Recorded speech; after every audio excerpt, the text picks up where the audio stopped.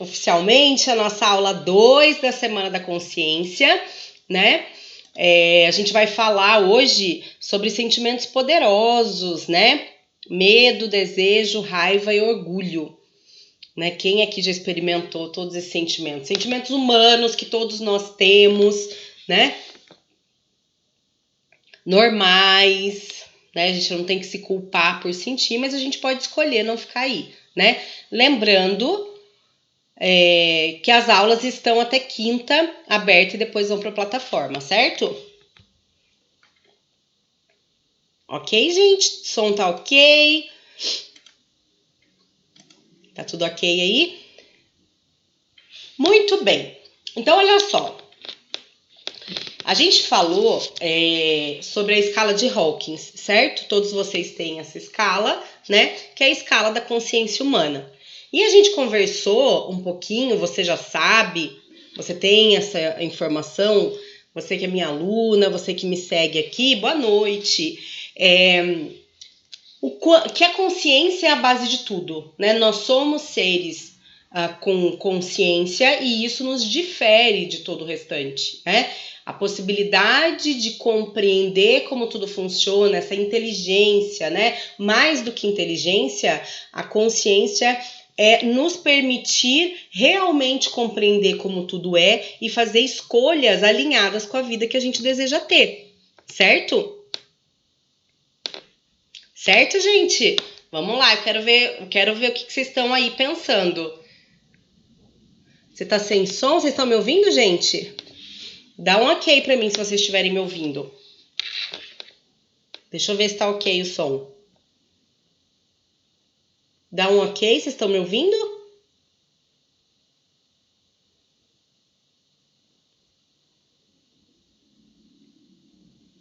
Certo?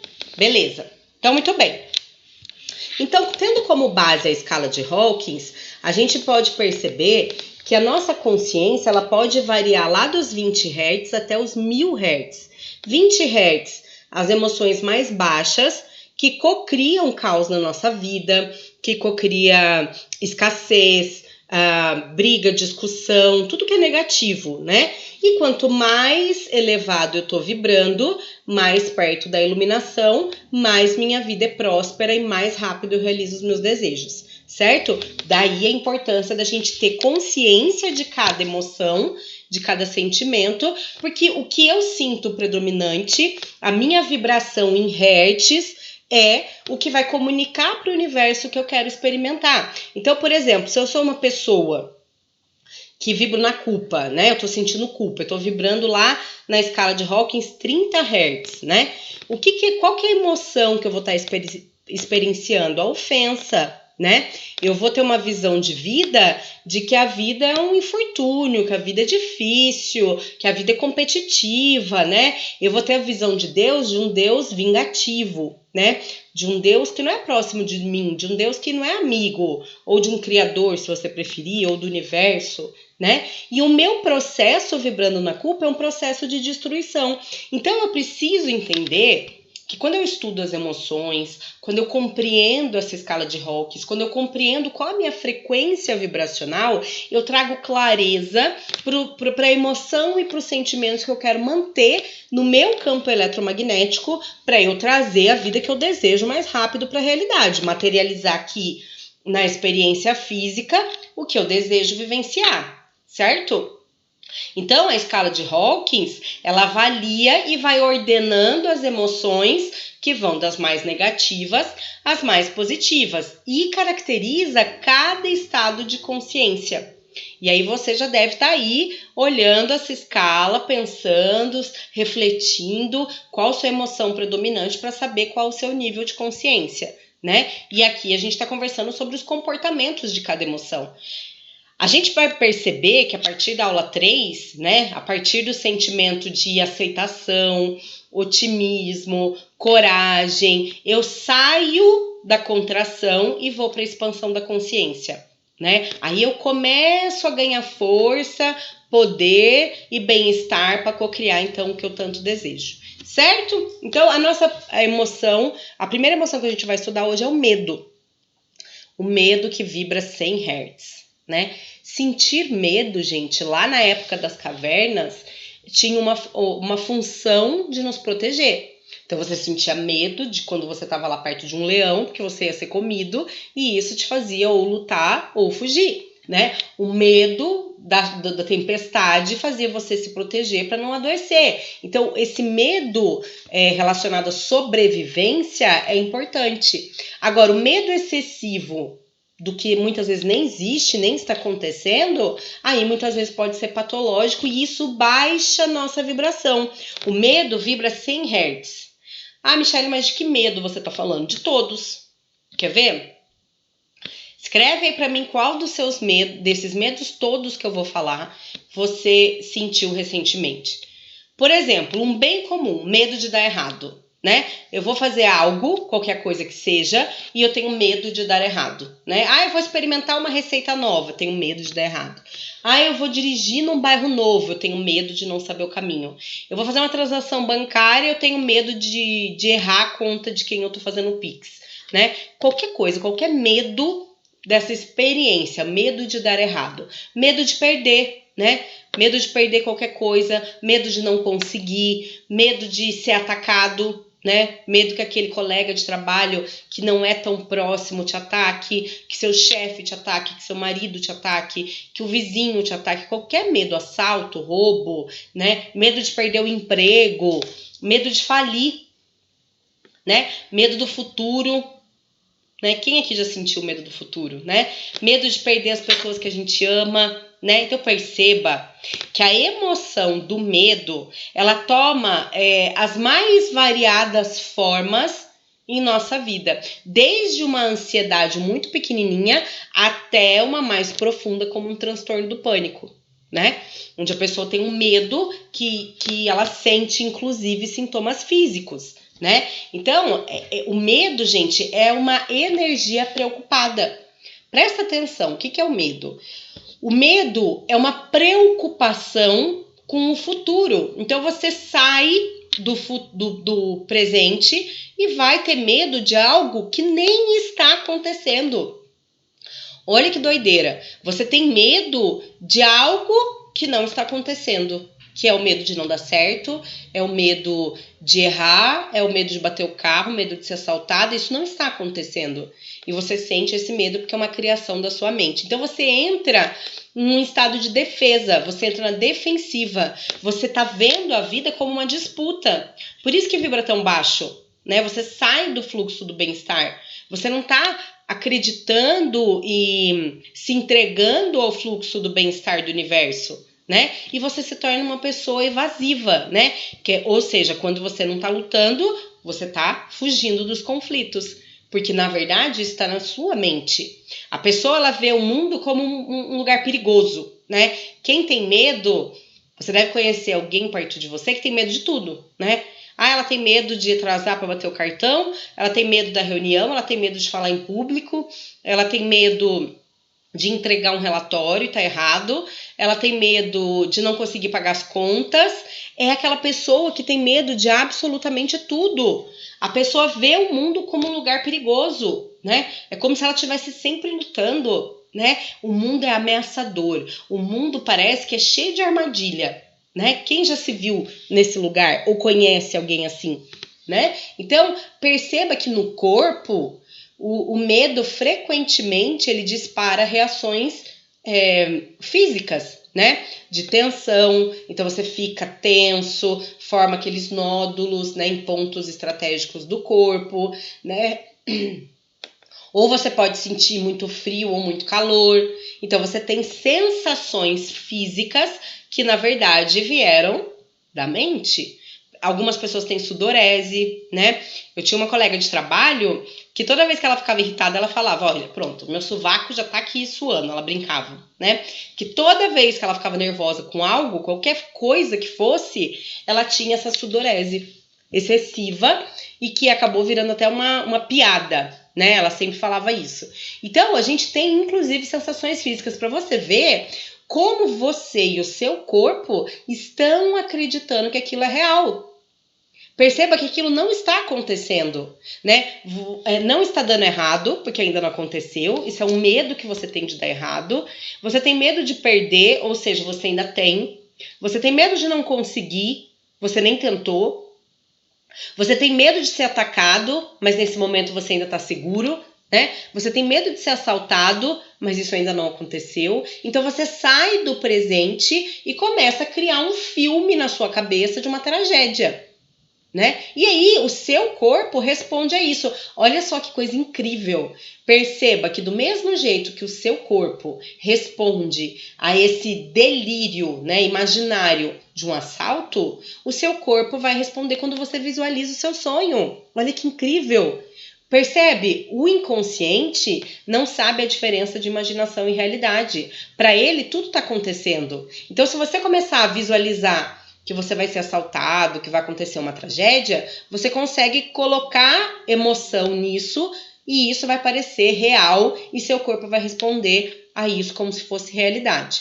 Se você começar a imaginar a vida dos seus sonhos, a visualizar o que você deseja, você também está impressionando seu inconsciente. Olha como é poderoso, a nossa mente é muito poderosa, por isso que eu sempre digo, fique atento, porque tudo começa primeiro no plano mental. Depois se materializa no mundo físico, percebe?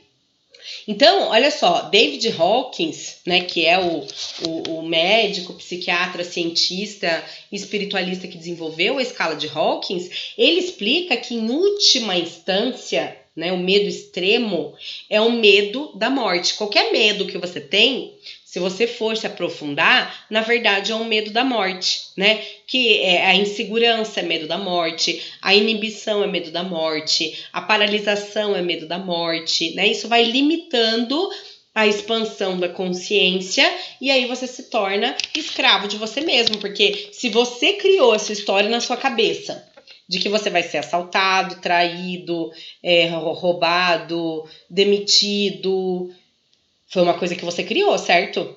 E isso se torna uma verdade e isso rouba a sua paz. Então você é escravo de você mesmo. Então quando a gente enfrenta o medo, a gente se mantém no presente. Então quando você sentir medo, começa a observar se esse medo é um medo real. Uma coisa é uma pessoa tentar te atacar na rua com, sei lá, um pau, um taco de beisebol, né? É real, existe um risco real, né? Você tem que sair correndo ou lutar. Mas e esses outros medos? Porque esse exemplo que eu dei é raro de acontecer, né? Mas e os medos que estão na nossa mente? Os medos que nós criamos. Então começa a prestar atenção, eu enfrento o medo, né? Quando eu volto para o presente, né? Então aí eu saio desse ciclo de incerteza, né? Que foi uma suposição do futuro que eu criei, né? Lembrando de traumas que eu já vivi no passado, né? A maioria dos nossos medos, que é uma projeção do futuro, tem relação com traumas que você já viveu no passado. Então você já sofreu perdas significativas na sua vida e perder para você é muito difícil, né? Então tudo te dá medo, o medo de perder, o medo de morrer, né? Tudo te dá medo. Então o núcleo do sentimento negativo é o medo. Presta atenção nisso e anota no seu caderno. O núcleo dos nossos sentimentos negativos é o medo.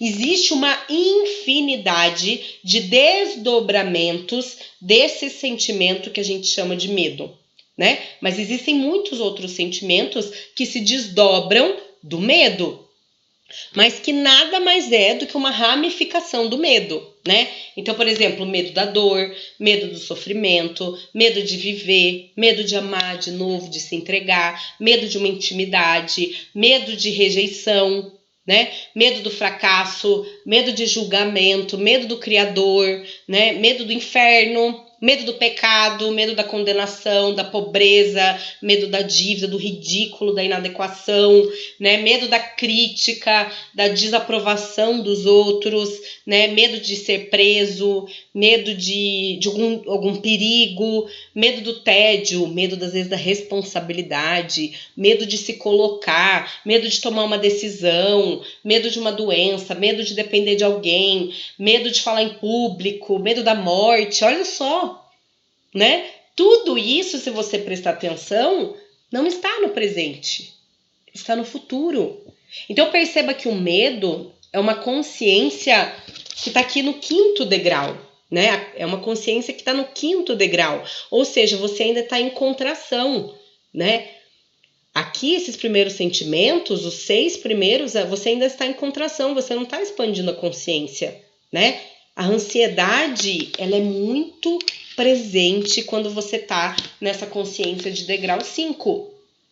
Então, perceba que esses medos todos, né? Medo da autoridade, medo do castigo, medo da mudança, medo da violência, medo da eleição, medo de perder o controle, medo do que você sente, né? Medo de descobrirem alguma coisa sobre você, medo do sexo, medo do seu corpo, do que vão achar, né? Ou às vezes até medo de ser independente, né? Medo de ter responsabilidade, né? E por fim, o medo do próprio medo, né? Tem gente que tem medo do próprio medo, né? Ah, eu não vou lá porque eu sei que se eu for, eu vou sentir medo. Ah, nem vou nessa sacada aí, porque é muito alto. Se eu for, eu sei que eu vou sentir medo. Então você tem medo de sentir medo. Olha só. Então quando a gente percebe que o medo, ele tá por trás de toda e qualquer uma das emoções negativas, a gente tem a opção de encarar e vencer. A maioria das emoções negativas tem relação com medo, como todos esses exemplos que eu dei para você. Então, coragem e destemor, né, é o que você tem que treinar para você vencer o medo. Mas para eu vencer o medo, eu preciso necessariamente ter coragem e destemor? Não, mas eu preciso ter a capacidade de superar o medo. Sabe aquela história? Tá com medo, vai com medo mesmo? É isso aí. Você vai sobrepujar o medo, né? Então, mesmo que você sinta medo de falar em público, você vai lá e fala. Mesmo que você esteja com medo de olhar lá de cima, você vai lá e olha. Porque, gente, o que é a vida? Presta atenção nisso. A vida te proporciona infinitas experiências. É para quê? É para você evitar ou para você experimentar? A vida está aqui para ser vivida. Quantas vezes a gente deixa de viver uma experiência por medo? Quantas e quantas vezes você está aqui para experimentar tudo? Por que existe tantas opções de tudo? Para você experimentar, para você ver o que você gosta, o que se alinha com você, o que te dá prazer, o que te faz feliz. Por que a gente fica tentando evitar viver a vida e experimentar tudo que ela pode proporcionar? Percebe? Então eu preciso ter a capacidade de ir com medo mesmo. Tá com medo? Vai com medo mesmo. Enfrentar, transcender esse medo, ir além. O maior antídoto do medo, gente, é o amor. Isso é uma forma de você se amar. Onde existe amor, não tem como existir medo. Percebe? Se existe medo no amor, presta atenção. Se existe medo no amor, esse amor não é completo, ele não é pleno. O amor permite. O amor, ele permite e o medo limita. Onde existe medo, não existe um amor pleno. O amor, ele aceita enquanto o temor rejeita. Então, o amor inclui, o medo exclui. O amor é cura e o medo é a doença. Para você compreender proporcionalmente o que é cada um. Então, eu preciso encontrar recursos internos para eu sobrepujar o medo que eu sinto. Qual é o medo que você sente? Conta aqui para mim. Escreve aí para mim nos comentários. Qual é o medo que você tem? Né? Eu citei vários. Ah, eu tenho medo de morrer, eu tenho medo de perder alguém que eu amo, eu tenho medo de não conseguir realizar o meu sonho, eu tenho medo de fracassar, eu tenho medo de ser demitida, eu tenho medo das contas, eu tenho medo de mudar de vida. Qual é o medo que está latente aí? E depois se pergunte, isso está acontecendo no presente ou é uma história que a minha cabeça está contando? Percebe como é libertador entender isso? Porque quando você percebe que isso é uma historinha que você está contando para você mesmo, você pode escolher se você quer continuar aí ou se você quer ir além. Percebe? Então, uma técnica simples para você identificar a raiz do medo é você fazer uma técnica que chama "e depois", né? Então você vai identificar o medo. Vamos pegar um medo aqui. Medo de um filho adoecer, né? Como foi colocado aqui. Então eu começo, ok, eu tenho medo de um filho adoecer. Aí eu vou desenrolando uma hipótese, né? Do que nós tememos se isso acontecer. Perguntando e depois. Então, eu tenho medo do meu filho adoecer. Tá, e depois? Se ele adoecer, eu vou me sentir de mãos atadas. E depois? Depois eu vou ter que procurar ajuda. E depois? Depois o médico vai dizer o que está acontecendo. E depois? E depois, se for uma coisa simples, ele vai ser medicado, vai ser curado. E depois? Tá tudo ok. E se o médico disser que isso é algo muito importante, né? Sem prognóstico, né? E depois? Depois eu não sei o que fazer. E depois? Olha só. Então, conforme as perguntas vão se aprofundando, esse depois, a gente percebe que todos vão terminar no medo da morte. Então, eu vou lá, eu não sei o que vai acontecer com meu filho. No fim, qual é o seu medo? O medo da morte. É isso que David Hawkins fala. Todo medo, se você for investigar, lá no fundo é o medo da morte. Lá no fundo é o medo da morte. Então, o medo do filho adoecer é o quê? É o medo de perder o filho, que tem relação com a morte. Percebe? Então, é sempre, segundo David Hawkins, todos os nossos medos têm relação com a morte. Eu tenho medo do abandono. Ok, e depois, se você for abandonada? Depois eu vou viver sozinha. E depois? E depois eu posso ter uma depressão. Tô fazendo uma tragédia aqui, tá, gente? Pensando no pior dos cenários, de uma pessoa que vibra bem baixo. Eu vou ter uma depressão. E depois? Depois eu vou fazer tratamento. E depois eu posso me curar no melhor dos cenários ou eu posso piorar. Se eu piorar, o que vai acontecer? Eu vou morrer, medo da morte. Percebe? Então a gente vai fazendo essa técnica de depois. E lá no final a gente vai observar que sempre vai terminar no medo da morte. Por que nós temos tanto medo da morte? Porque é o medo do desconhecido. Esse medo não é o medo da sua essência, é o medo muitas vezes do ego. Porque o ego, lembra? O ego tem pavor de não ter controle das coisas. E o ego, ele tá aqui reconhecendo que ele não tem controle sobre isso. O único jeito de tentar controlar é fazer você sentir medo. Que jeito que você controla a morte? Não controla. Então eu posso estar depressivo porque eu não consigo o que eu quero, porque eu me frustrei, ou eu posso ter vontade de tirar minha própria vida, num caso extremo, né? Eu posso me sentir com vergonha, por exemplo, por ter errado e preferir a morte do que encarar aquilo que eu fiz, né?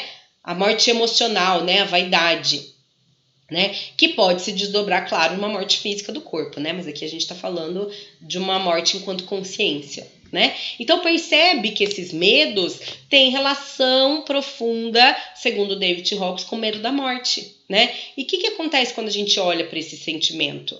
Quando a gente se propõe a encarar esse medo da morte, né? Vamos dizer assim, a morte física. Agora eu tô falando da morte física. E aceitar que ela é um fato, é a única certeza que a gente tem aqui na terceira dimensão, é que esse dia vai chegar, né? Aceitando que isso é um fato desse mundo material, a gente começa cada vez mais vencer os medos que são subjacentes ao medo da morte, né? Que se esconde embaixo das asas do medo da morte, né? E se manifesta no nosso dia a dia. Medo do abandono, medo do filho adoecer, medo de não conseguir, medo de ser incapaz, né? Os medos, eles começam a fazer ruído um por um, até que a gente disponha a escolher ser completamente liberto desse medo, né? Que é chamado de iluminação, né? Quando a gente chegar lá no 1000 Hz e estiver lá na iluminação, né? Então, pelas filosofias orientais, né? Os sãos, né? Pela filosofia oriental é o que a gente chama de iluminado, e pela filosofia ocidental são as pessoas que são sãs, né? Os sãos, né? O iluminado significa que é aquele que não tem mais sombra, né? Ele não tem mais o lado sombra, ele não tem mais medo, Percebe? Ele confia tanto, ele se entrega, que ele não tem mais medo. E o são, pela filosofia ocidental, é aquele que não tem mais doença emocional. Ou seja, ele não tem mais medo, ele se entrega completamente porque ele acredita na fonte. Ele não tem mais medo da morte, né? Morte física, né? Tô falando.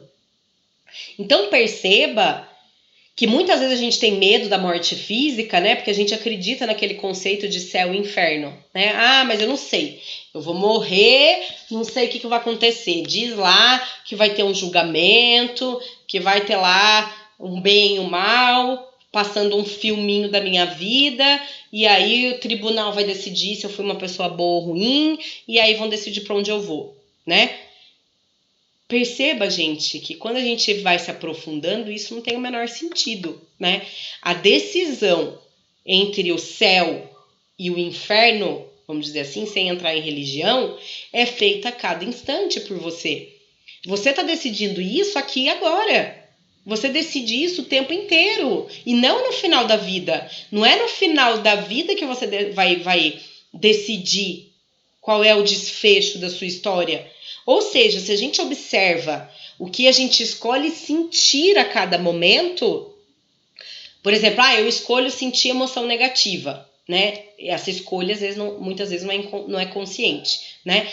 Rejeição, exclusão, medo, culpa, negação, resistência, orgulho, medo, e tô vibrando nessa frequência. Ou eu escolho emoções positivas, né? Permissão, inclusão, aceitação, desapego, né? Verdade, amor, alegria. Então, a somatória das suas decisões durante toda a sua vida, entre viver emocionalmente o céu ou viver emocionalmente o inferno, dita o seu destino espiritual. Percebe? Tanto durante a vida quanto depois da morte do corpo físico. É você que escolhe a todo instante. O que é o céu? O céu são as emoções positivas. O que é o inferno? As emoções negativas. Por que a gente fala que a gente vive o inferno aqui? Porque se você está vivendo rejeição, está vivendo lá vergonha, culpa, apatia, tristeza, raiva, você está vivendo o inferno aqui na Terra. Porque você está criando uma vida de caos. Agora, quando você escolhe viver no céu, você está escolhendo as emoções que vibram alto. Aí você escolhe vibrar lá, na paz, na alegria, no amor, na razão. E aí você experimenta viver o céu aqui na Terra. Percebe? Então, não é assim, morri, agora vamos ver o que vai acontecer. Você está construindo a sua trajetória a cada instante. Quando você escolhe falar a verdade, quando você escolhe ser honesto, quando você escolhe expandir a consciência, quando você escolhe evoluir, você está escolhendo entre o céu e o inferno. Essa escolha é a cada instante, né? Então, o que você escolhe, né? Quando que você escolhe? Você escolhe a todo instante. E o que você está escolhendo hoje? Qual é? O que você escolheu? O céu, entre aspas, ou o inferno, entre aspas? É você que decide. É você que decide porque você não escolhe o que você sente. Você não escolhe o que você pensa. Mas você pode decidir se você continua vibrando nessa frequência. Porque lembra? Eu não sou o que acontece comigo. Eu não sou os meus pensamentos. Eu sou quem decide o que vai fazer com os meus pensamentos e com os meus sentimentos. Então é você que escolhe. É você que escolhe o céu ou o inferno. É sempre você. E não é no dia da morte física, né? É agora, a todo instante. Agora você está fazendo essa escolha. Certo, gente? Dúvidas com relação ao medo? Vamos falar então do desejo. O desejo, ele vibra 125 Hz na escala de Hawkins, né? E o desejo, ele é equivalente à emoção da ganância, né? É um impulso, aquela busca de sempre querer mais, né? Eu sempre quero um ganho novo, eu sempre quero uma vantagem, eu sempre quero comprar, adquirir algo, eu sempre quero ter prazer, né? O meu prazer está acima de tudo, né? Ou eu quero qualquer outra coisa que está lá do lado de fora, né? Especialmente o material e o prazer, né? Tudo que me dá prazer. Comida, bebida, droga, sexo, compras, né? Bens materiais, né? Então, O desejo, gente, que vibra 125 Hz, ele começa a circular mais energia, porque o desejo, ele é motivador. O desejo, ele te move, ele faz sair de onde você está. Porque se existe um desejo, surge a busca por alguma coisa, né? Se eu tenho o desejo de ter um carro novo, eu preciso fazer algo para conseguir ter esse carro novo. Se eu desejo comer algo especial, isso me faz me mover rumo a conseguir o que eu quero comer de especial. Então o desejo, ele vai surgindo quando a gente começa a vibrar acima do medo. Olha só, você já conseguiu vencer o medo, né? E aí a gente passa a buscar algo que parece ser importante para nós, né? Quando essa emoção, a emoção do desejo, toma conta de nós acabamos nos tornando insaciáveis.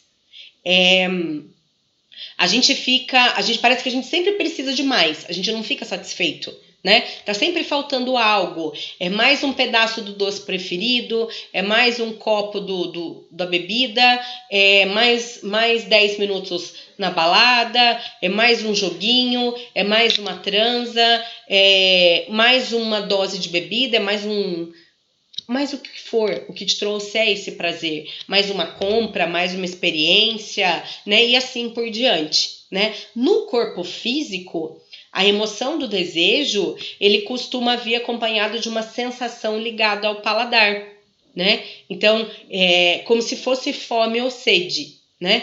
Então, já quando a gente está pensando na fala, né? É comum as pessoas que vibram no desejo falarem assim: eu preciso de uma bolsa nova, eu preciso trocar de carro, eu preciso ganhar mais, eu preciso ir para Las Vegas, eu preciso, entende? Essa é a energia do desejo, né? É só mais um pouquinho, né? Então eu paro. Não, eu vou beber só mais esse copo, depois eu paro. Eu vou comer só mais esse docinho, segunda-feira eu começo a dieta, né?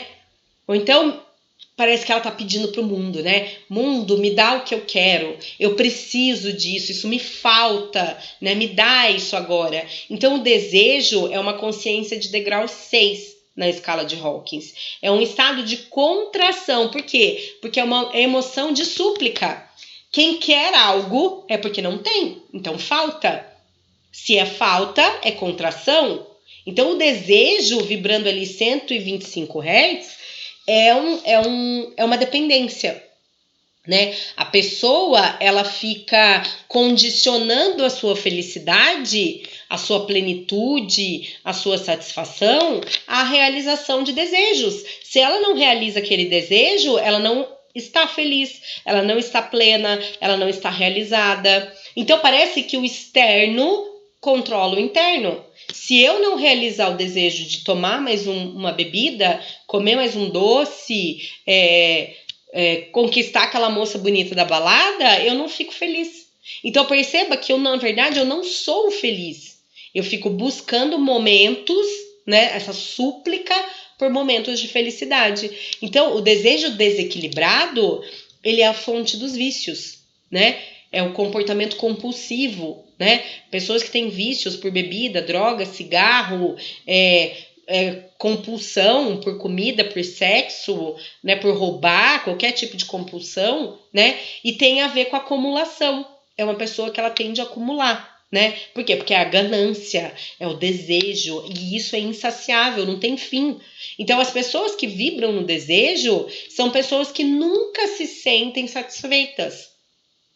Elas estão sempre querendo mais, né? O desejo pode se tornar, muitas vezes, mais importante que a própria vida. Por isso que a pessoa adoece num vício ou numa compulsão e esquece de se cuidar.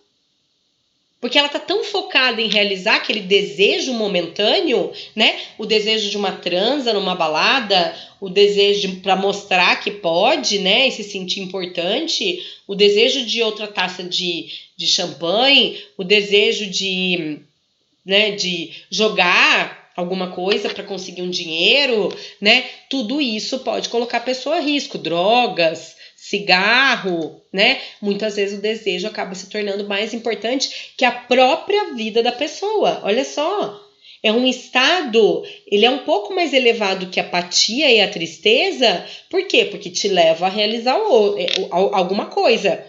Como eu disse, exige um movimento da sua parte para realizar alguma coisa, seja o que for, o seu desejo, né? Mas é preciso que a pessoa tenha energia para querer. Por isso que vibra um pouquinho mais alto. Porque para eu querer algo, eu preciso de energia para me dedicar a conseguir aquilo que eu estou desejando.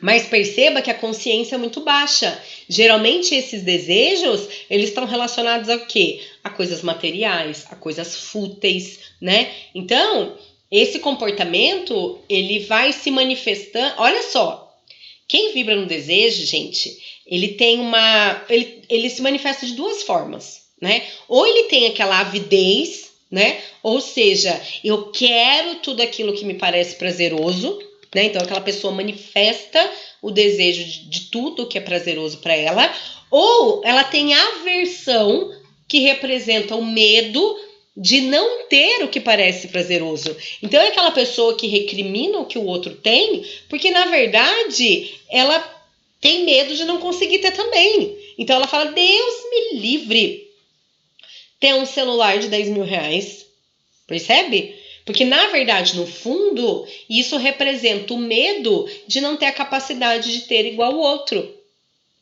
Então, percebe como isso vai se manifestando? Então, a maioria das pessoas vibrando no desejo, o que ela pensa? Ela pensa que ela precisa ter algo, né? Então, primeiro eu tenho, depois eu faço, né? Então, eu tenho, faço alguma coisa com isso, e aí eu vou ser aquilo, né? E é aí que mora a questão, porque a ordem está invertida. Primeiro eu sou, depois eu faço, depois eu tenho. Tudo que você quer ser, ter e fazer, primeiro você tem que ser. Primeiro você vibra na frequência do que você quer, para que depois você tenha aquilo. Percebe? Como é que eu vou ter algo grandioso se eu vibro baixo e meu desejo vibra alto? A gente nem se encontra. A frequência nem encontra, percebe? Então, o que é o desejo? Né? O desejo, ele é uma criança mimada. Ele é uma criança mimada que tá aqui dentro de nós, né? E que se esconde atrás de um sentimento de necessidade, que muitas vezes não é necessidade nenhuma, né? É puro capricho. Por isso que é uma criança mimada, né? E essa criança parece que fica pedindo, eu preciso disso, eu preciso daquilo ali, né? E se não consegue o que quer, ela faz o quê? Gera uma pressão interna, autocrítica, culpa, né? E aí a criancinha mimada esperneia. Quem aqui já se sentiu assim? Né? Então a pessoa quer muito e acha que primeiro ela tem que ter, para depois ela fazer e por último ser. Quando na verdade você já aprendeu que é primeiro ser, depois fazer, para depois você ter. Certo? Então, o que a gente precisa entender na verdade? Né? O que eu preciso de verdade aqui para viver na terceira dimensão? Já que a minha criança mimadinha fica falando que eu preciso daquilo outro, né? A gente não precisa de nada, gente. Né? Segundo David Hawkins, a gente só precisa respirar, porque o resto vem de acordo com a nossa vibração. Quanto mais a gente acredita que precisa de algo, mais distante daquilo a gente fica. Por quê? Porque se eu preciso de algo, eu não tenho. É falta.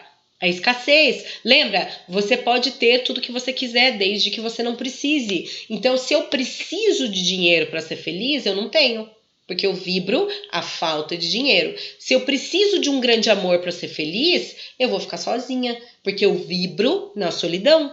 Percebe? Então, quanto mais eu preciso, mais distante eu tô do que eu quero. E assim o desejo vai se tornando sofrimento. Então eu preciso trocar o meu desejo por uma intenção. Como é que eu resolvo isso, Michele? Troca o desejo por uma intenção. Quando a gente intenciona alguma coisa, a gente quer conquistar algo, a gente intenciona no campo das infinitas possibilidades, né? Pensa aqui, escolheu direitinho exatamente o que quer. Intenciona, eu tomo ciência de que o resultado disso não depende apenas de mim. Eu confio plenamente no Criador. Eu confio plenamente no universo. Ele sabe o que ele está fazendo. Percebe? Não existe ansiedade, desespero. Eu não preciso disso para ser feliz. Eu já sou feliz. E se aquilo se materializar, eu vou ser ainda mais feliz. Mas isso não é uma condição para eu ser feliz. Então eu não estou vibrando na falta. Então eu preciso entender, considerar o contexto das coisas e manter a minha intenção. E não desejo.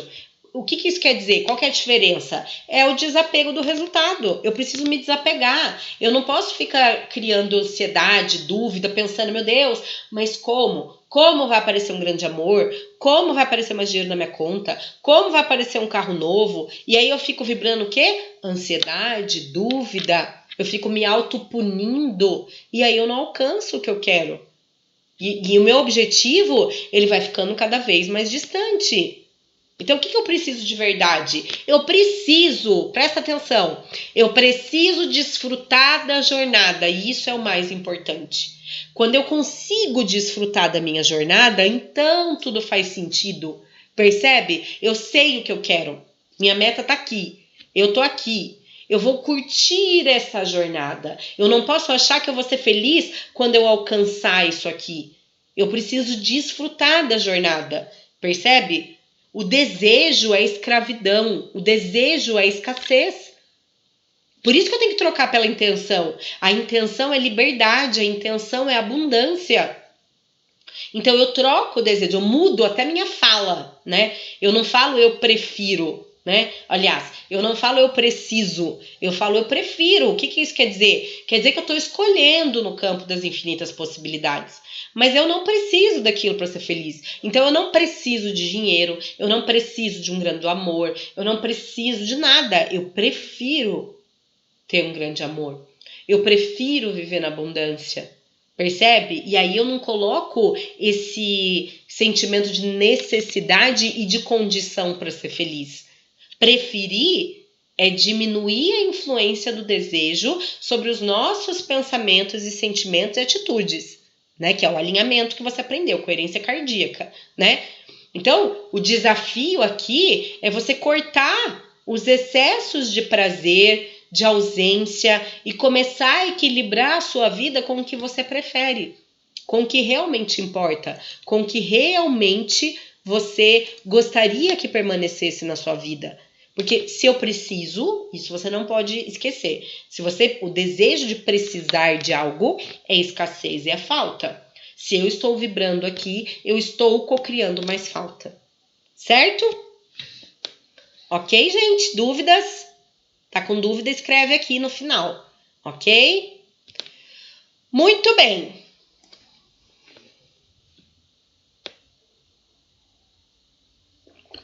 E aí, gente, a gente vai falar agora sobre a raiva, né? Vixe, sentimento conhecido por todos, né? A raiva vibra 150 Hz. A raiva tá aqui, ó. Faltando um pouquinho para chegar no meio da escala de Hawkins, né? A raiva, gente, ela é conhecida por todos nós, né? É a emoção da raiva no dia a dia. Ela vem acompanhada de uma visão de mundo antagonista. Presta atenção. Parece que algo ou alguém está contra você. Toda vez que você sente raiva, observe que a sua visão de mundo é de que tem algo ou alguém contra você. E aí você sente raiva, né? Um excelente modo de você avaliar se você está sentindo raiva ou não é quando você começa a acreditar, mesmo que temporariamente, que você tem inimigos ou rivais. Então, se você acredita que você tem um inimigo, um rival, ou alguém que está contra você, você está vibrando na raiva. A raiva é irritação, a raiva é explosiva, a raiva é amarga. A raiva é volátil, a raiva é rancorosa, né? A raiva é aquela assim que gosta, eu gosto de ficar kit com as coisas, tem vingança aqui, né? A raiva, ela fala, eu vou te mostrar, você vai ver só, né? Eles vão ver, eu vou dar um jeito nisso, né? Esse é o sentimento da raiva. É um degrau de consciência 7 na escala da consciência, na escala da tabela de Hawkins. Então, a raiva, ela vai encerrando o estado de contração na escala de Hawkins. Acima da raiva, eu começo a vibrar em sentimentos que começam a expandir a consciência. Mas a raiva ainda tem sentimento de ódio, por isso ela é negativa. Aqui, no sentimento de raiva, a pessoa, ela transcendeu a tristeza. É a pessoa que não tá mais apática, ela não tá mais triste, ela não tá mais vibrando no medo, né? Ela começa a querer, a raiva te move, né? Você começa a vibrar no desejo de resolver aquilo, no desejo de ir lá e apontar o dedo no nariz do outro, mostrar que tá certo. E isso quando você não tá satisfeito. A frustração, gente, leva a gente à raiva. Toda vez que você se frustra por algo que alguém fez, por algo que alguém falou, ou por algo que alguém não fez e deveria ter feito, ou quando alguém não responde à expectativa que você tem, isso gera raiva em você. A raiva conduz as pessoas a ações destrutivas, ressentimento, vingança, irritação, conflito, muitas vezes a agressividade e até o ódio, né? E algumas vezes a raiva pode ser construtiva. Quando é que a raiva é construtiva, gente? A raiva é construtiva quando ela me move a mudar. Então, eu sinto raiva porque eu passei fome na minha vida. Aí eu falo, eu prometo pra mim mesma que eu nunca mais na minha vida eu vou passar fome. Eu vou tirar essa família da miséria. E essa raiva se torna construtiva, porque ela me move a ser melhor, ela me move a agir, ela me move a fazer algo para sair daquela realidade, percebe? Então, o nível da raiva, ele pode te fazer subir nos níveis mais elevados da escala de Hawkins, né?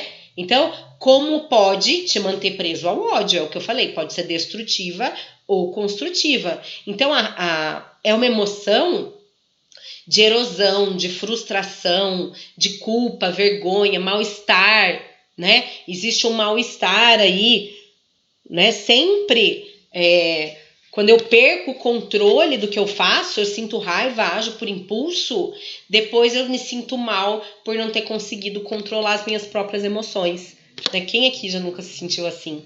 Né? Aí eu sinto raiva, né? A raiva se expressa como um ressentimento, como uma vingança, né? E aí vai tornando a vida perigosa, né? A raiva é o escudo do medo, gente.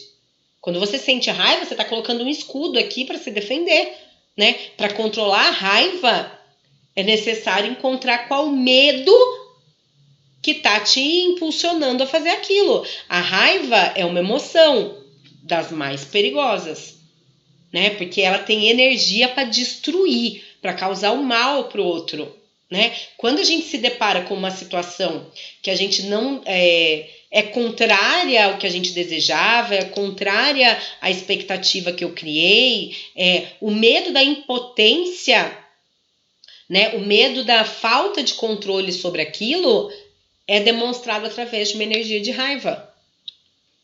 Então, minha raiva, ela tem muitas ramificações. Você pode ter outros sentimentos derivados da raiva, né? Indignação. Olha esse impaciência. A impaciência é um filho da raiva, né? A irritação, o rancor, a crítica é raiva. Quando você critica alguém, você está vibrando aqui, na raiva, né? Você está vibrando 150 Hz quando você está criticando os outros. Você está numa energia de contração, criando caos na sua vida. Por quê? Porque é um sentimento de injustiça. Eu critico outro porque eu não concordo, porque eu acho errado, porque isso é injusto. Então eu baixo minha vibração.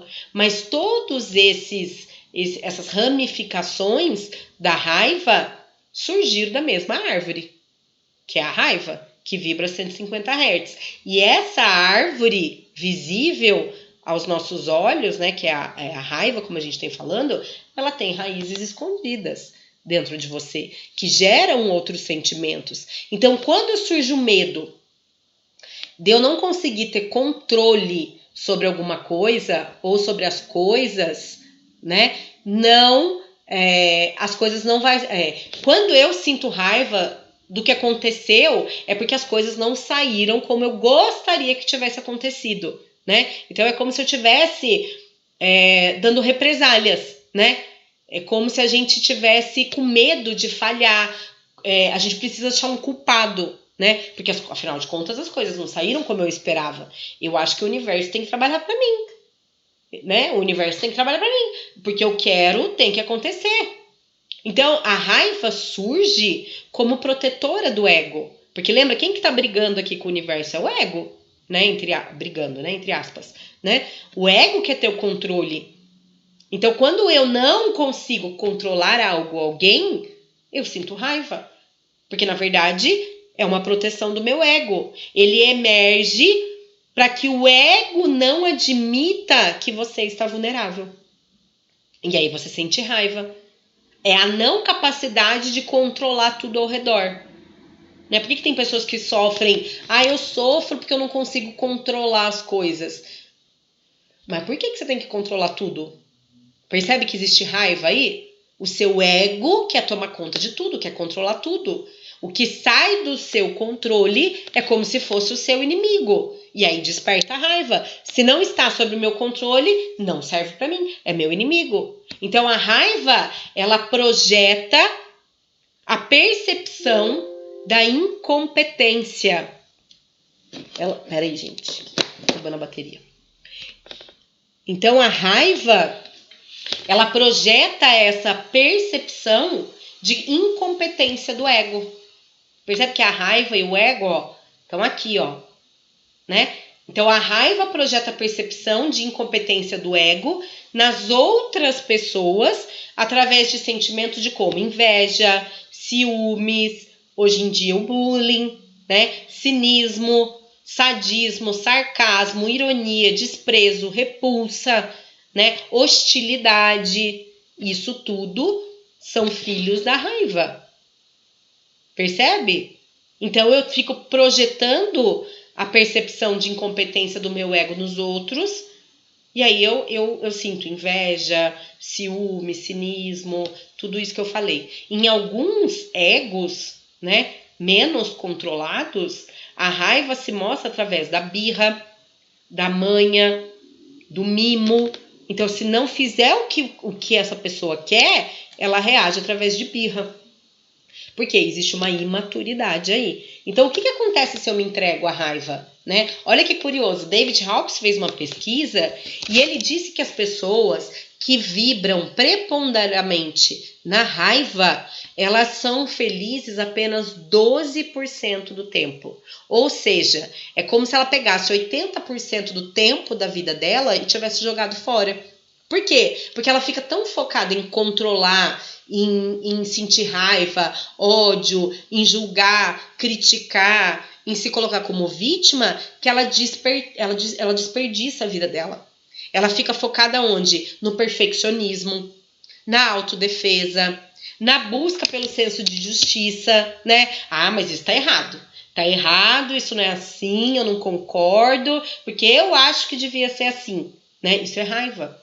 E ainda fica defendendo, né, opiniões que às vezes são obsoletas, que são sem importância, né? A própria pessoa, ela se importa com isso, mas isso não significa nada para as outras pessoas, porque ela só enxerga o que é importante para ela mesma. Então, é uma pessoa que desperdiça o seu tempo. Hawkins fala que uma pessoa que vibra nessa frequência, ela gasta 88% do tempo dela com essa inutilidade. A raiva, gente, não tem utilidade nenhuma. A raiva, ela é destrutiva, ela é perigosa, ela é egoísta e ela é mesquinha. Raiva não constrói nada, ela não tem utilidade social. A única coisa que a raiva faz é sugar a sua energia, né? Destruir tudo que você está construindo né? Espiritualmente, mentalmente, para ir para uma vida melhor. A raiva vem e destrói. Então ela corrompe o princípio da moralidade e ela coloca como centro das atenções do universo algo que esteja acontecendo contra a sua vontade, né? Então a raiva, ela adora fazer um show. Ela adora fazer um show, chamar a atenção das pessoas, né? Discutir, né? Por quê? Porque ela quer atenção para ela, né? Porque ela não está sob o controle. E a raiva te impulsiona a tentar assumir esse controle. Porque o ego fala, vamos lá, estamos perdendo poder aqui, a gente não está conseguindo controlar a situação. Mas não de uma forma sadia. A raiva, ela é carência. A raiva é carência lidada de uma forma imatura, desrespeitosa com você mesma e com as pessoas que estão ao seu redor. Vocês já viram aquela frase do Homer Simpson? A culpa é minha, eu coloco em quem eu quiser? Esse é o sentimento da raiva, né? Alguém fora de mim é responsável por isso, porque eu não concordo, eu não tenho controle. Quem é que eu vou escolher como culpado dessa vez? Quem é que eu vou julgar? Quem é que eu vou acreditar? Quem é que eu vou criticar? Né? E eu vou olhando sempre para fora, tentando controlar a minha vida através do externo, quando na verdade o movimento é o interno. Mas, Michele, como é que eu controlo a raiva? Como é que eu curo a raiva? A única forma de controlar a raiva é iniciar a cura através da humildade, né? Quando a gente alia essa humildade ao destemor, à coragem, né? Então eu preciso ser humilde e assumir todos os meus defeitos de caráter. Como é que eu tenho agido ao longo da minha vida? Realmente eu sou controladora, eu sou exacerbada, eu sou vingativa, eu sou ciumenta. Você vai analisar aí e vai assumir a responsabilidade. E aí você não vai culpar seus pais, seus professores, a política, seu ex-namorado, o vizinho, né? Você vai assumir que você é o autor da sua própria história, que nós somos responsáveis pelo que nós escolhemos. Nós somos responsáveis por aquilo que falamos. Nós somos responsáveis por aquilo que fazemos, né? E assim a gente vai atraindo as coisas para nós. Conforme eu vou me responsabilizando por mim, eu vou emanando isso no meu campo e retorna por semelhança. Então, para assumir, é necessário ter destemor. Eu preciso ter uma certa coragem para assumir que tudo que está na minha vida veio por um pedido, mesmo que inconsciente, de mim mesma. Ninguém tem responsabilidade sobre isso. Então, não existe o que temer, na verdade, né? Eu preciso assumir as minhas escolhas e transformar a minha vida a partir de agora. Então, eu assumo, eu sou 100% responsável pela minha vida. Ninguém tem nada a ver com a minha vida, só eu. A coragem vem do latim, que é o quê, gente? Cor, action, né? Que é agir com o coração. Olha que lindo. Coragem é agir com o coração, né? A coragem é uma peça fundamental para que a gente possa nos empoderarmos, né? Nos autoafirmar e assim a gente encarar os nossos medos e resolver. Não tá bom? Ok, o que eu vou fazer para resolver isso? Sou eu que preciso agir, eu que preciso resolver. Eu preciso primeiro resolver dentro de mim antes de transbordar para fora, para o externo, achando que tudo de ruim que acontece na minha vida está lá fora, mas lá fora é espelho do que está aqui dentro, é um reflexo da minha mente, percebe? Então, para transcender totalmente a raiva, eu preciso invocar constantemente a vontade de me render a essas crenças primárias humanas, né? Então eu tenho aquele ressentimento de injustiça, né? Nós atraímos todas as situações pelas quais a gente precisa obter aprendizado e a gente ainda não transcendeu isso. E aí a gente coloca a culpa lá, como o Beto está falando, no macro, né? Lá fora. Sendo que, na verdade, quem atraiu a experiência de injustiça, como você está dizendo, foi você mesmo, né? Então, expectativas, né? A gente fica incluindo nas relações interpessoais expectativas. E aí, quando a pessoa não faz o que você delirou que ela ia fazer, a gente vai aprovar ou não. Deixa eu ver se eu vou aprovar o que ele fez. Deixa eu ver se eu vou reconhecer. Deixa eu ver se eu vou dar atenção. Percebe? Então, eu preciso entregar esse egocentrismo como estilo de vida e me concentrar em mudar a minha pessoa ao invés de tentar mudar o outro.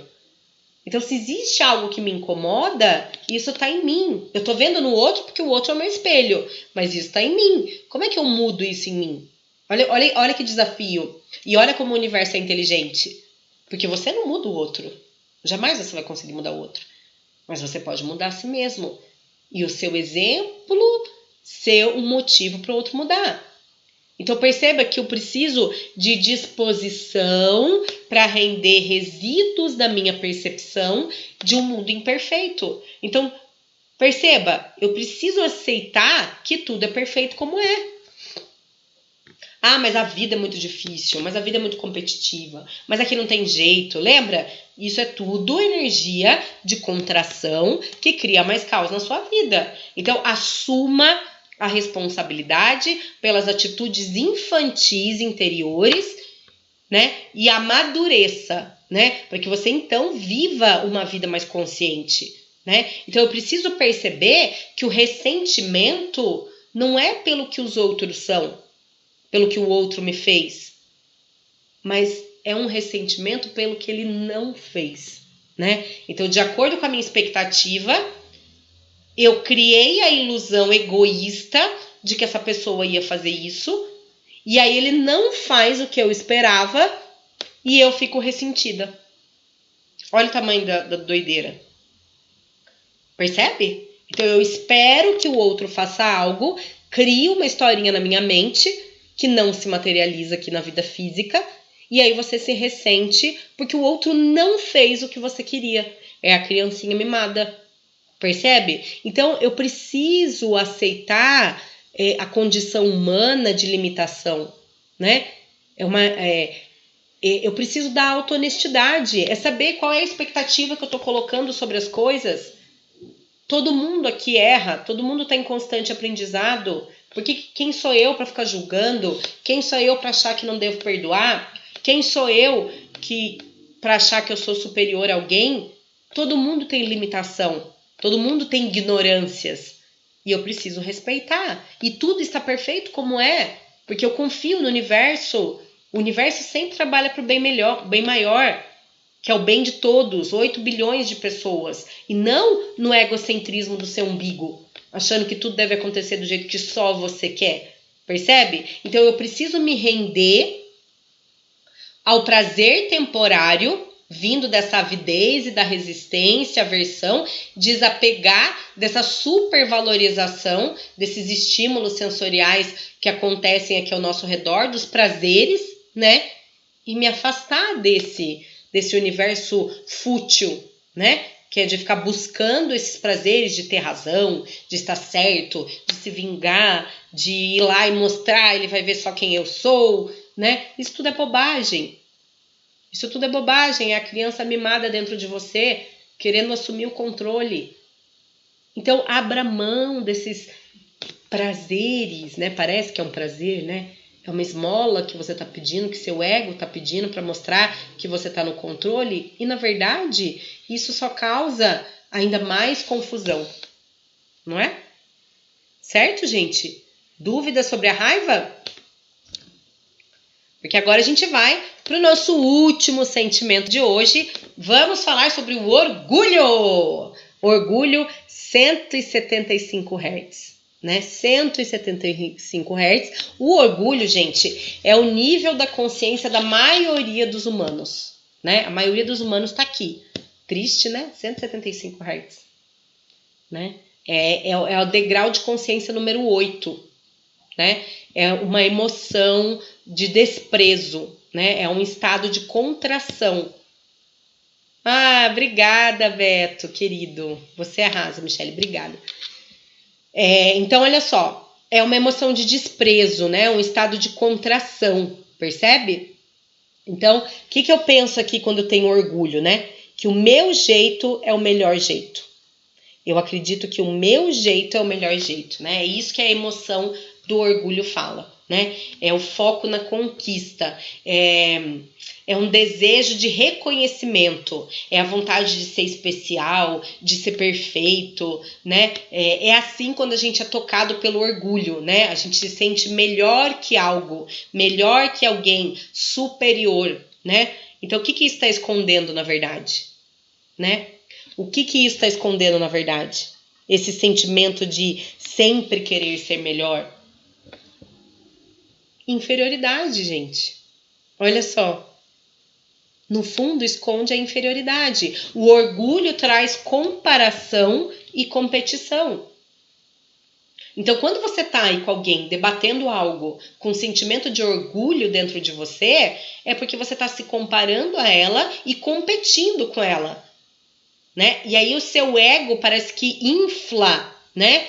Nessa polaridade, né? Nesse efeito inverso ao positivo, né? E te leva, às vezes, para uma briga, para uma discussão. E aí, muitas vezes, você vai para esse embate e acaba concluindo que você é pior do que você achava, né? Ou então que os outros não te enxergam como você realmente é, mas você vê a vida como uma competição.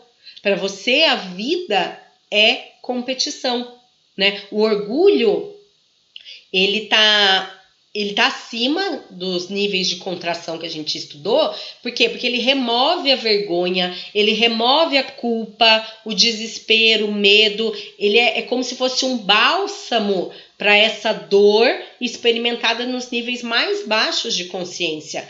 Mas ele ainda é um nível crítico. E ele manifesta o quê? A negatividade. Por quê? Pela arrogância e pela negação, que são características de quem é orgulhoso. O grande problema do orgulho é o aspecto reducionista da dualidade. O que isso quer dizer? Eu acredito que para um está certo, o outro precisa estar errado.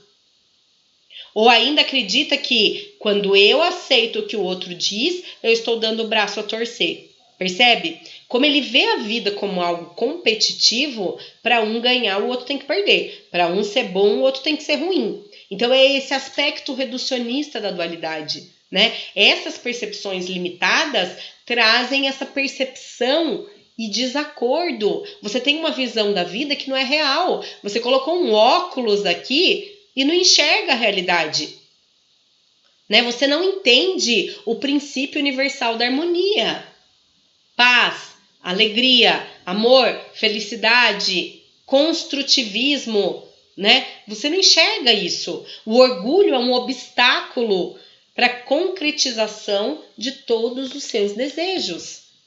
Ah, mas da onde que vem o orgulho, Michele? Qual que é a origem do orgulho? A fonte do orgulho é o medo, gente. Lembra? O medo, né?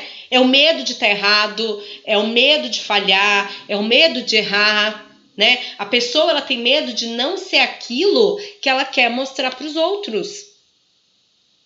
É como se ela tivesse medo que alguém fosse lá e tirasse essa máscara, né? Então ela fica tentando se autoafirmar, né? Infla de orgulho, né? Ela se infla de orgulho para se defender dos ataques externos que estão na cabeça dela, mas que ela acredita que vão existir ataques externos. E ela deixa esse sentimento interno vir à tona. E aí ela tem essa aparência de orgulho, né? Então ele joga a culpa em quem está fora, quando na verdade o que está errado está aqui dentro. Percebe? O orgulho ferido, gente, nos joga para outras emoções mais densas. Quando você tem esse sentimento de orgulho ferido, você sente vergonha, culpa, apatia, tristeza e raiva. Ou seja, você baixa ainda mais a sua frequência vibracional. Percebe? Então você está aqui no orgulho, você está vibrando 175 Hz. Quando você tem um orgulho ferido, você vai lá para baixo. Culpa, vergonha, apatia 30, 40 Hz. né? Então, qual que é o antídoto para o orgulho? O primeiro deles é a humildade. A humildade que muitas vezes na Matrix, na massa da sociedade, nesse sistema que a gente vive, é visto como uma fraqueza. E na verdade, ele é o principal meio de transcender esse narcisismo do orgulho. O que é o narcisismo? É se achar, eu me amo, sabe? Eu sou o máximo, eu olho pro espelho e me admiro, e eu sou o que existe melhor, o meu jeito é o melhor, eu sei fazer melhor do que ninguém, percebe? Então, a humildade, ela tem características opostas ao orgulho, né? Então, pela confiança de que você não precisa estar sempre certo. Você não precisa estar sempre certo. Tudo bem se der errado, tudo bem se não for do jeito que você queria, e isso te liberta do orgulho, né? Você também, a humildade também tem a característica de receptividade para aprender. Então, quando é necessário, eu ensino, mas quando é necessário, eu aprendo. E ok, eu não preciso ter orgulho. Percebe? Eu tô aqui falando de algo que eu domino, mas tem coisas que eu não tenho ideia. Então, eu sou professora desse assunto, mas tem assuntos que eu tenho que aprender. E a humildade me coloca nesse lugar. E me tira da condição de orgulho, de ser melhor, de ser maior que as outras pessoas. Percebe? Então, a humildade se caracteriza por estar aberto para ouvir, né? Eu estou aberto para o mundo, né? Um ponto de vista não anula o outro, percebe? Então, todos os grandes gênios que a gente conhece, né, eram pessoas humildes, né? Por quê? Porque eles não tinham a consciência de que eram o melhor e de que sabiam de tudo, né? O princípio da evolução, o que é? A dúvida, a incerteza. Foi a incerteza que moveu esses grandes gênios, né, a irem além, a buscar novas respostas. Cientistas, médicos, juízes, inovadores, empresários, né, que estão sempre abertos a novas ideias. Então eu não posso vibrar no orgulho. A evolução e a cocriação, ela é gerada pelo meu estado de abertura de novidade. Por quê? Porque o mundo está em constante evolução, em constante aprendizado, tudo muda o tempo todo, né? Então eu preciso estar aberto a isso. Não dá para ser Gabrielão, lembra? Eu nasci assim, eu vivi assim, vou morrer assim, Gabriela. Não cabe mais no dia de hoje ser Gabrielão. Percebe? Eu preciso estar aberto para o novo, para novas formas, para novos aprendizados, né? Isso é evoluir, isso é crescer e expandir, isso é desenvolvimento, né? Então eu preciso ter humildade para ele trabalhar como antídoto do orgulho. E quando o orgulho está ligado a alguma conquista, por exemplo, eu estou orgulhosa por ter conquistado algo que queria muito, é negativo? Então, será que a palavra é orgulho, né? Porque às vezes você está feliz, né? E essa felicidade se torna um reforço positivo do seu esforço e conquista, né? Então, percebe? O orgulho é por si negativo. A alegria de conquistar algo é muito positivo. Né? Então eu estou alegre, eu estou grata por algo que eu conquistei. Mas o orgulho, o que é o orgulho? Aonde é a fonte? Da onde vem o orgulho que eu acabei de explicar para vocês? A fonte do orgulho é o medo. Então qualquer orgulho que eu possa sentir é negativo. É sempre negativo. Então, numa situação de conquista, você não sente orgulho, você sente alegria, você sente satisfação, você sente gratidão, né? Esse é o sentimento. Conquistei, eu consegui, eu sou boa, entende? É esse sentimento que está presente. Beleza? Deu, gente? Responde a pergunta? O outro antídoto para o orgulho é a gratidão, como eu acabei de falar no exemplo. A gratidão, ela nos protege desse aspecto de superioridade, né? De ser o causador do sucesso, né? Eu passo a enxergar que eu sou uma peça do quebra-cabeça e não quebra-cabeça inteiro, percebe? Eu sei o meu lugar aqui no universo, né? Agradecer, gente, o que significa agradecer, vocês sabem? Reclamar é aclamar 2 vezes. Então, quando eu reclamo, eu estou pedindo 2 vezes mais daquilo. E o que é agradecer? Agradecer, gente, é deixar a graça descer. Então, esse exemplo que foi dado, quando eu conquisto algo que eu queria muito, o sentimento é a gratidão. Eu deixei a graça descer. Isso é gratidão. É entender que aquilo que a gente teme ou aquilo que a gente faz é um reflexo do que a gente é. A gente enxerga o contexto que permite a sincronicidade para que as coisas aconteçam perfeitamente como elas tinham que acontecer. Tudo está na mais perfeita ordem, né? E o orgulho, ele traz a ilusão de que a gente conquistou por um mérito exclusivo. Percebe como não é orgulho por ter conquistado algo, e sim gratidão? Porque o orgulho traz a ilusão de que você conquistou isso sozinha, de que é mérito só seu, egoísta, exclusivo. É a ilusão de você se sentir a cereja do bolo. Você não é a cereja do bolo, né? Você tá ali, você é uma parte do bolo inteiro. Então é a gratidão que nos tira nessa condição de orgulho. Então a humildade e a gratidão são antídotos para o orgulho. E a gente pode ir substituindo esse orgulho, né? Para a gente ter uma vida cada vez mais pautada em autoconfiança, em autoestima na prática, eu preciso o quê? Reduzir essa supervalorização de atributos materiais, status, glamour, crença, né, julgamento, opinião, e passar a valorizar mais aprendizado, evolução, receptividade, compreensão, aceitação, harmonia. Percebe? O orgulho é segregador. Ele conduz a conflitos e morte, as guerras religiosas, o terrorismo, o fanatismo, ou até o fanatismo político, né, nesse momento que a gente está vivendo, são motivados pelo orgulho. O orgulho é segregador. O orgulho é negativo. Percebe? Opa, gente, apertei aqui errado. Deu para perceber? O orgulho por si só é uma emoção negativa, né? Orgulho sempre tem origem no medo, gente. Não esqueçam disso, né? Ele sempre tem origem no medo. Não tem como ele vibrar positivamente, né? E quando dizemos que sentimos orgulho de outra pessoa, será que é orgulho que você está sentindo? Se o orgulho é um medo de perder? Talvez seja orgulho, por quê? Porque quando você se comporta do jeito que eu espero, meu ego fica feliz. Mas quando você se comporta do jeito que não atende a minhas expectativas, aí eu sinto raiva. Percebe? Então, por isso eu tenho que tomar cuidado com o que eu falo para as pessoas. Essa fala, né, principalmente para criança, né? Olha, eu tô muito orgulhosa de você. A gente tem que tomar cuidado, porque o orgulho é segregador, né? O que eu tô dizendo para essa pessoa? Você se comportou como eu esperava. E na verdade, o co-criador consciente sabe que é muito mais do que isso, né?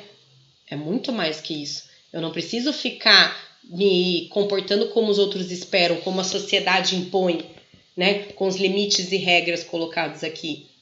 Por quê? Porque eu tô acreditando que as pessoas têm uma consciência que faz escolhas alinhadas à sua vibração. Certo? Então, lembre-se, o orgulho é sempre segregador, né? É o orgulho que conduz a conflito, a morte, a guerras, como a gente está vendo, né? O terrorismo. Tudo é motivado pelo orgulho, especialmente o orgulho ferido. Certo, gente? Dúvidas até aqui? Vou passar a palavra-chave de hoje. Quero antes deixar um recadinho, gente. Você vai lá visitar o link. A gente pensa errado. Por quê, gente? Tá vendo como a informação é importante? Né? A informação é importante por isso. Porque a gente é cego para algumas coisas. E a gente vive na Matrix e nem percebe. Né? Então a gente comete esses erros achando que tá certo. Por isso é importante estudar, por isso é importante entender.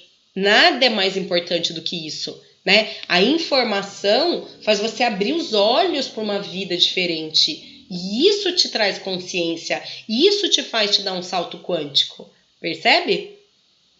Então, muito bem. O que você vai fazer agora? Você vai lá no link da bio. Se você não faz parte do Clube da Prosperidade, você vai lá e vai aproveitar essa oportunidade imperdível, né? Por um valor, assim, simbólico, de alimentar a sua mente com informações como essa. Olha aí o que a nossa aluna está falando, que inclusive é do Clube do Co-Criador, né? Então a gente muitas vezes não pensa, a gente vai agindo de acordo com o que o sistema e a Matrix impõem pra gente como certo. E aí a gente tem uma vida de caos e não sabe por quê. Porque é ignorante. Por isso que tem uma vida de caos, porque é ignorante. Certo?